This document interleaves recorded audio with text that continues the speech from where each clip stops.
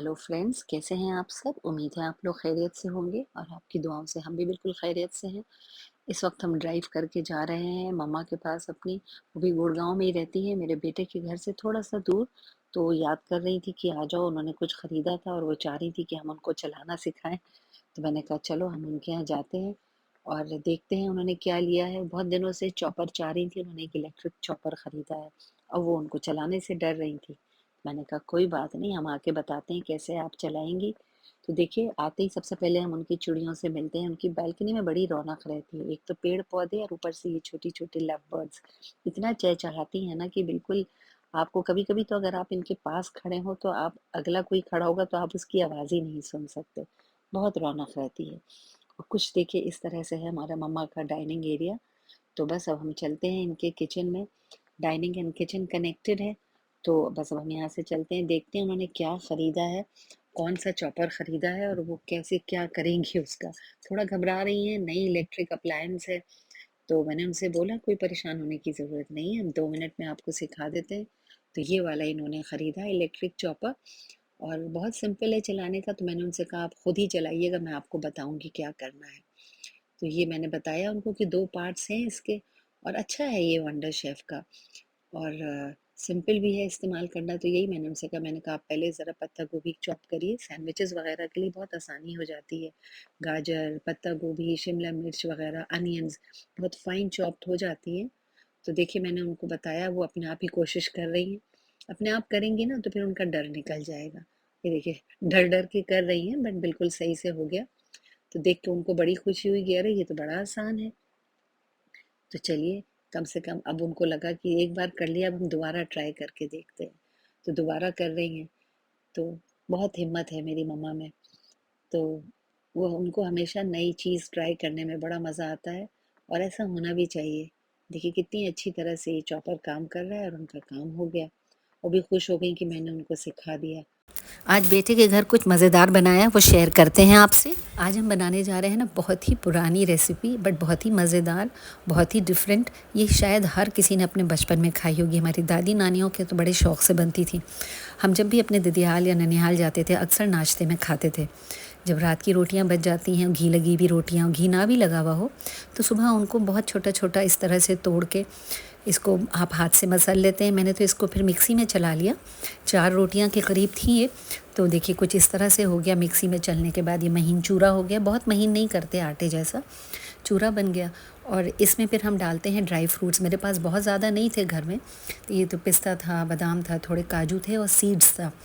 तो हमने कहा यही डालते हैं। इसमें नारियल भी बहुत अच्छा लगता है, बट नारियल का गोला था नहीं हमारे पास, तो मैंने कहा चलो जो है उससे बनाते हैं। और लिया हमने 1 कटोरी इसमें शुगर आप अपने हिसाब से, अगर आप कम खाना चाहें तो कम डाल लें, ज़्यादा है तो ज़्यादा, आप अपने जायके के हिसाब से। और लेते हैं 3 से 4 छोटी इलायची। इलायची की खुशबू तो बेहतरीन आती है इसमें। तो बस फिर हम बर्तन रखते हैं गैस पे, उस पर डाला 1 बड़ा चम्मच देसी घी। देसी घी जब गर्म हो जाए तो उसमें हम डालते हैं छोटी इलायची। इलायची चटकने लगती है तो ये हम ड्राई फ्रूट्स इसमें डाल के थोड़ा भून लेते हैं। अच्छा, बहुत से लोग कहेंगे आपने साबुत क्यों भून लिया? वो इसलिए क्योंकि मेरे बच्चे कटे हुए ड्राई फ्रूट्स नहीं खाते हैं, तो उनको साबुत चाहिए। तो आपकी मर्ज़ी है, आप चाहें तो ड्राई फ्रूट्स छोटे छोटे महीन काट के हल्का सा भून लें देसी घी में। ये तो बिल्कुल आपके अपने टेस्ट के हिसाब से है, जैसा आप चाहें। और उसके बाद इसमें फिर हमने डाला ये रोटी जो हमने चूर के मिक्सी में चला के रखी थी, और इसको घी में अच्छी तरह से चला के मिक्स कर लेते हैं। मिक्स करने के बाद देखिए इसको खूब अच्छी तरह से हम चला लेंगे ताकि पूरी तरह से घी और ड्राई फ्रूट इसमें मिक्स हो जाए। और हल्की सी रोटी भुन भी जाती है इसमें, उसकी खुशबू अलग होती है। फिर ये डाली हमने इसमें चीनी। चीनी थोड़ी, अगर आपको लगता है, देखिए थोड़ी देर चलाएंगे तो चीनी अपने आप ही घुल जाती है स्लो पे। अगर आपको लग रहा है कि थोड़ी दानेदार चीनी दिख रही है तो कोई दिक्कत नहीं है, आप थोड़ा सा दूध का या पानी का छींटा डाल के और इसको थोड़ी देर के लिए ढक के रख दें। 2-4 मिनट में आपकी चीनी घुल जाती है और बहुत ही बढ़िया, बहुत ही जायकेदार मलीदा, हमारे यहाँ तो इसे मलीदा कहते हैं। देखिए ना कितना अच्छा लग रहा है देखने में। आपके यहाँ इस डिश को क्या कहते हैं ज़रूर बताइएगा कमेंट करके। और इतना बढ़िया बना देखिए, और रोटी का कितना अच्छा यूज़। आज हम बनाएंगे DIY मस्कीटो रिपेलेंट, जो कि बहुत काम की चीज़ है, सबको ज़रूरत होती है, और बनेगा हमारे किचन में रखे हुए रोज़मर्रा के सामान से।